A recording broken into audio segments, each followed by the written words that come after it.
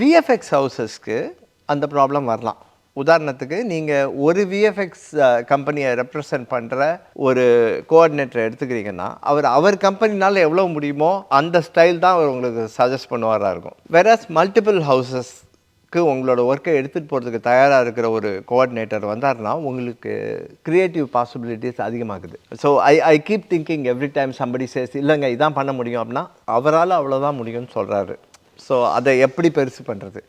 அவர் shoe போட மாட்டேங்கிறாரு, அவரை போட வைக்கணும். ஸோ அல்லது you know what I mean, I don't வேறு யாராவது ஷூ போடுற ஆள் ஷூ போடுற ஆளை படிக்கணும். நானும் இது வேணும் வேணான்னு நான் சொல்லும்பொழுது என்னன்னே கேட்டுக்கிறேன். என்னுடைய சோம்பேறித்தனத்தினாலேயோ என்னுடைய அறியாமையினாலேயோ நான் இந்த படத்துடைய ஸ்கோப்பை குறைக்கிறேன்னா, நான் இதை கர்டைல் பண்ணுறேன்னா, பண்ணக்கூடாதுன்னு எனக்கு நான் சொல்லிக்கிறேன். ஸோ விஎஃப்எக்ஸில் யார் கூட கொலாபரேட் பண்ணுறோங்கிறது முக்கியம். ஏன்னா unlike let's say cinematography or music எல்லாம் டிப்பிக்கலாக ஒரு பர்சனோட தான் ஒர்க் பண்ணுவோம். VFX you should be able to work with different houses. So ஒரு சில பேருக்கு 3D மாடலிங் பண்ணுறது பெட்டராக இருக்கும். அவங்கக்கிட்ட ஒரு சில குறிப்பிட்ட அசெட்ஸ் இருக்கும், அனிமல் இருக்கும், வெப்பன்ஸ் இருக்கும். வேறு ஒரு சில பேர் வாட்டர் சம்மந்தப்பட்ட ஒர்க் பெட்டராக பண்ணுவாங்க. You should go for the best.